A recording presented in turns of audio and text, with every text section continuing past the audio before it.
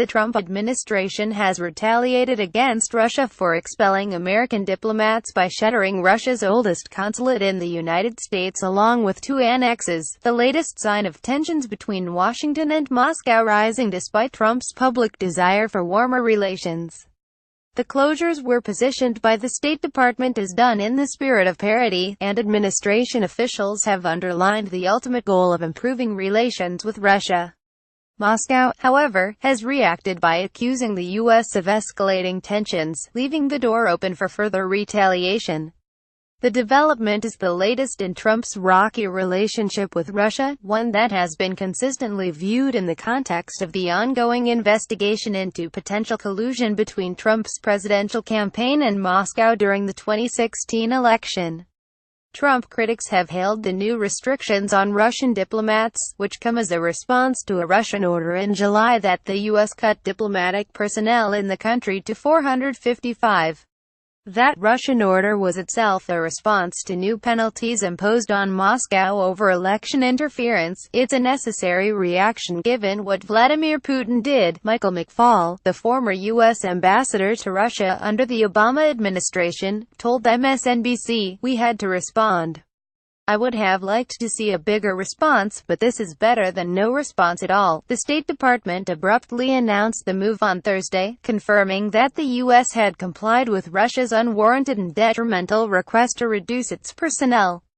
The new U.S. order gave Moscow just 2 days to close down the San Francisco consulate, the Kremlin's oldest and most established in the country, as well as 2 trade annexes in Washington and New York. The United States hopes that, having moved toward the Russian Federation's desire for parity, we can avoid further retaliatory actions by both sides and move forward to achieve the stated goal of both of our presidents: improved relations between our 2 countries and increased cooperation on areas of mutual concern. State Department spokeswoman Heather Nauert said. The United States is prepared to take further action as necessary and as warranted. U.S. officials and Russian embassy personnel walked through the properties on Saturday to ensure they were vacated and to secure and protect the facilities, a senior State Department official confirmed to Fox News. The Department of State can confirm that the Russian government complied with the order to vacate its consulate and 2 annexes, the official said.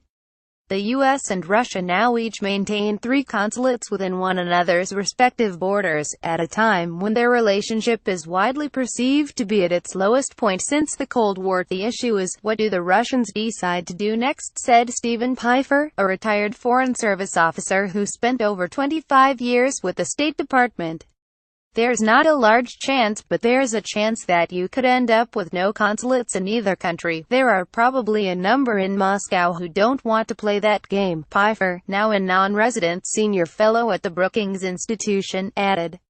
Russian Foreign Minister Sergei Lavrov pledged Friday that Russia will have a tough response to the things that come totally out of the blue to hurt us and are driven solely by the desire to spoil our relations with the United States. Russia's foreign ministry drafted a formal note of protest to the United States over the latest move, and summoned Anthony Godfrey, the deputy chief of mission at the U.S. Embassy in Moscow, to receive it on Saturday. The White House on Thursday cast the decision as a firm and measured action that had been made by Trump, but rejected the notion that the relationship is at a decades low point. "We want to halt the downward spiral and we want to move forward towards better relations," White House Press Secretary Sarah Sanders said, "but we're also going to make sure that we make decisions that are best for our country." The development has added further uncertainty to the president's ultimate strategy toward Russia.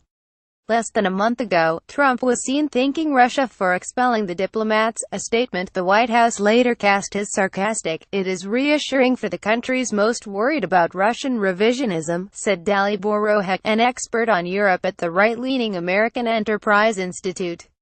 "But it hardly alleviates the worries about the ambiguous stance that POTUS has taken towards Russia." Trump raised eyebrows during the presidential campaign by repeatedly praising Russian President Vladimir Putin.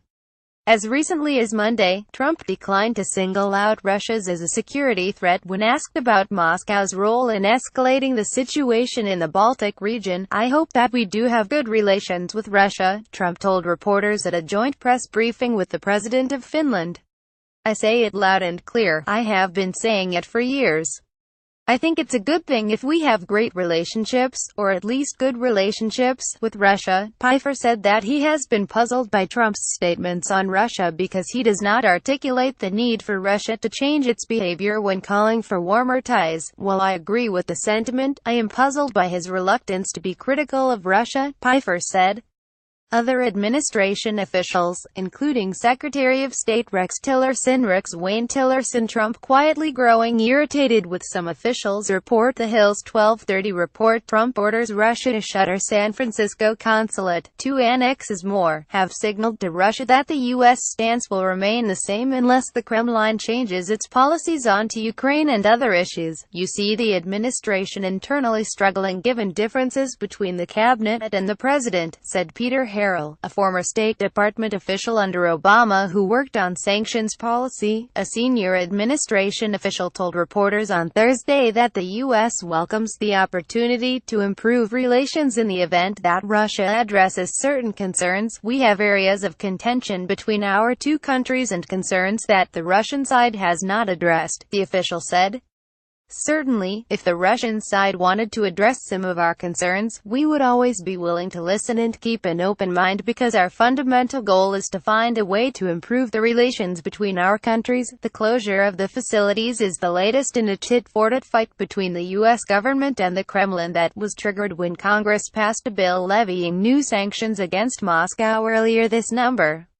Trump was forced to sign the bill, which also restricts the president's ability to ease sanctions on Russia, after it passed with a veto-proof majority. For now, Moscow appears to still be considering its response.